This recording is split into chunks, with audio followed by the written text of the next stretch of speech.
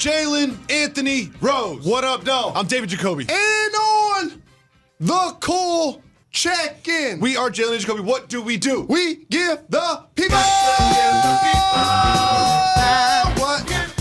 what they want. Browns fans did not get what they wanted last night. It was an absolute blowout. Put it on wax. An absolute blowout. Put them on wax. The 49ers dominated the Browns in literally every phase of the football game.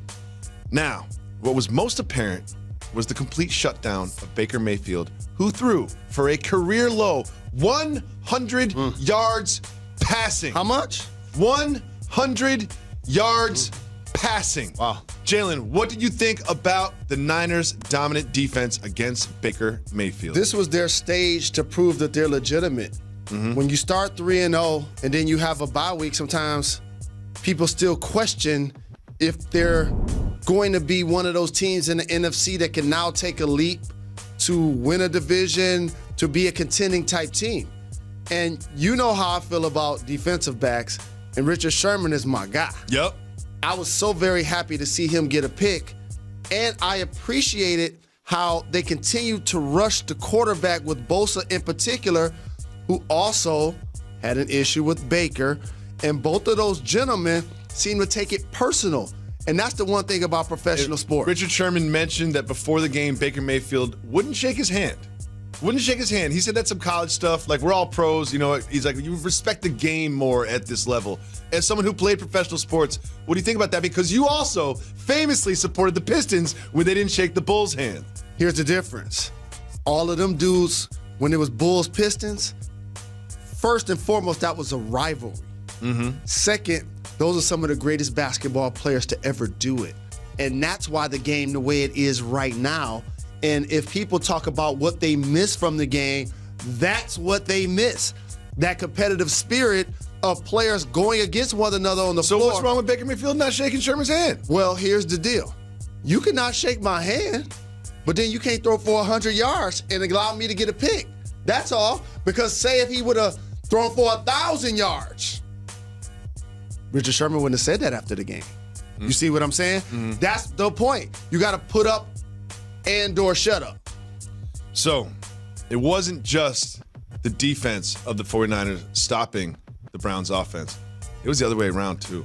The 49ers ran all over this Browns team. I mean, you see, this was the first play of the game from Breida, and he used the Aaron Jones wave, which I appreciated. But it wasn't just this play. There was so many running plays. They had so many yards on the ground. They did not need Jimmy G to show up and throw the ball. In today's NFL, it's such a pass-oriented league. Do you think the 49ers can be successful with this run-oriented approach? And not only is it a pass-happy NFL, but I must do this. Kyle Shanahan. When you grow up in the game, you keep some old school values. I tell you all of the time when I have the remote control in my hand, a couple of things that look different about football, besides the fact that there aren't many bell cow type running backs, is teams using a fullback. Oh, yeah. Juszczyk was so important to the success of this game last night. Okay. And when he went down, it was like, oh, no. Correct. Oh, no. And they used two backs more than anybody. And it was so refreshing to watch because now all of a sudden, you get a chance to pound up in there against our defensive line and against those linebackers to create space for the run game. It reminded me of watching Tom Rathman, for example, when he played with the 49ers and they had Roger Craig back there. So I appreciated seeing that style of football. And it's unique to teams because they don't get to see it every week. Of course. I loved it. And they used Juszczyk in the passing game, too. Like, he was a very valuable player for them. I hope he's okay. Now, Jalen, we have to talk about it. Daryl Morey sent a tweet in support of the protests in Hong Kong that has led to tension in the relationship between the NBA and their multi-billion-dollar partner, China. Well, this has involved the cancellation of the NBA and Brooklyn Nets, dedicating a new Learn and Play center in Shanghai, and China's state broadcaster canceling plans to televise 2 preseason games in China later this week. NBA Commissioner Adam Silver addressed the tense situation from a press conference in Tokyo. Let's listen to the NBA Commissioner. It's my hope that when I'm in Shanghai, I can meet with the appropriate officials and discuss where we stand. and again, put those remarks from Daryl Morey and my remarks in an appropriate context of a many decades-long relationship and see if we can find mutual respect for each other's political systems and beliefs.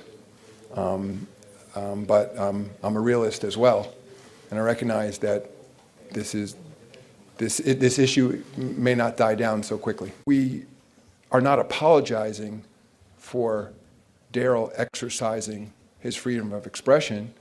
I regret, again, having communicated directly with many friends in China, that so many people are upset, including millions and millions of our fans.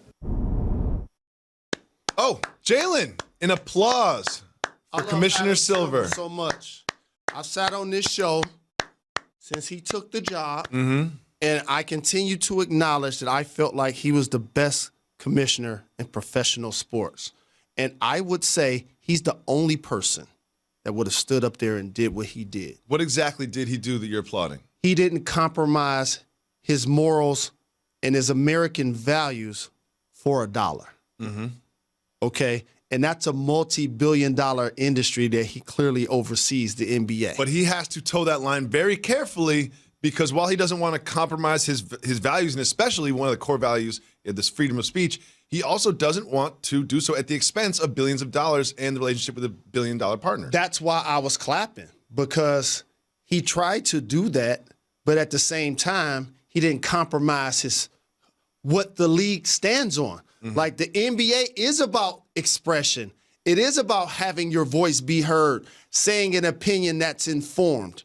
Okay? That's what we applaud the players for. That's what we applaud the league for. That's what separates it from other leagues like the NFL, where their players seem to have a disdain for their commissioner. So for him to do that, oh man, my respect for him just went so very high that you could never imagine. There's a certain level of confidence that I have in Adam Silver. When he said in that thing, like, one thing that's overlooked is he said, I want to sit down with the officials in Shanghai. I want to get in the room with the right people and see if we can find a common ground. Like, see if we can work this out. And I have a confidence in him doing so appropriately, more so than I would other commissioners. Correct. But here's the thing. He said a mutual respect. That means I'm coming to the table with my beliefs, my pride, my values. I'm not going to compromise my league for your dollar. And for him to be able to do that with a level of strength is so very healthy for the future of the NBA. So the dollars from China represent a portion of league revenue. League revenue is not just going to the governors of the NBA and the franchises, it also gets split with the players. So I want you to look at this from like a player's position. How do you feel the players feel watching this all play out? I think what's important is that the players, the coaches, follow Adam Silver's league. I know there are multi-millions of dollars at stake, appearances and endorsements. And now what happens if you are somebody that's outspoken, don't now feel like you want to run from this. If you're somebody that isn't outspoken and you don't come to the forefront on issues, then I understand that. Continue to stay and be who you are. So as a player, I was always somebody that prided myself in being socially and politically conscious. And how does that graduate? Into me being the founder of a school, into me having a scholarship endowment at the college that I went to. So it's more than just what happens with this scenario. It's embodying men who are multimillionaires, who have amazing platforms beside basketball to have an informed opinion. And so I appreciate him taking that baton, because here's the opposite of that. We're so very sorry.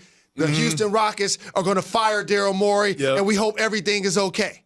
Well, as Mr. Silver said, this won't be the last that we discuss this, because with teams in China and microphones in front of all the NBA players, we're going to be discussing this almost every day until it dies out in time. But there was actual NBA action on the court last night, and it involved one of the most exciting players I've seen enter the NBA, a gentleman by the name of Zion Williamson. You might have heard of him. You might have heard of him. Oh, he's flying. This was early in the game. A minute and 45 seconds into the game, Zion does that, and it continued. This is a great pass from Lonzo looking off the defender, opening up the lane for Zion. Now, these are dunks like we saw at Duke, and look at that. You saw that from Lonzo? Looked different, didn't it? Looked a little different. Oh, step back. Lean back. Step back. Lean back. Now, listen, I know I'm Daisy fan. I know I'm a media guy. I'm not going to get too hyped about a preseason game against the Hawks. Yes, you are. Just go ahead and cook. Okay, I'm going to do it. Go ahead and cook. I'm going to do it. Jalen Rose. I did not expect Zion Williamson to dunk like he dunked at Duke in the National Basketball Association. And now he's got players like Holiday and Lonzo to set him up. Are we gonna see a Blake Griffin level dunk explosion from Zion this year? The best thing that happened to Zion for NBA consumption is that he got drafted to the New Orleans Pelicans. Mm-hmm. Number one, the market isn't so very bright that it could be a distraction. And if he believes that it could be, he got an example to look right to his left in Lonzo, look right to his right in Brandon Ingram, who are both lottery picks in LA that they traded. All of those guys are young, have something to prove. Alvin Gentry is a veteran coach who's known for being innovative offensively. You plug in a lefty at the 4, replacing Julius Randle, and you run these same sets. You see the dribble handoff? And and low key, I'm gonna say something that no one's talking about. I like Favors on this team. You know what I mean? And also I like Favors for Zion. You've got a vet, someone who is comparable, you know what I mean? They're not the same player, but comparable. You've got a vet player in the locker room, because you mentioned all the young people that are around, but they've got Holiday, they've got Gentry, they've got Favors, they've got a nice mix of rookies and young players and vets in that locker room. The opposite of what people are saying about Dwayne Haskins right now in Washington. Exactly. He has an infrastructure to be successful. He's got a nice incubator to grow him into what will clearly be the best player that ever played basketball in the National Basketball Association. Okay, I don't mean that. I do mean this, though. We are so excited. The Pelicans do because we fly have now. a special guest that will join us in studio. Stay tuned for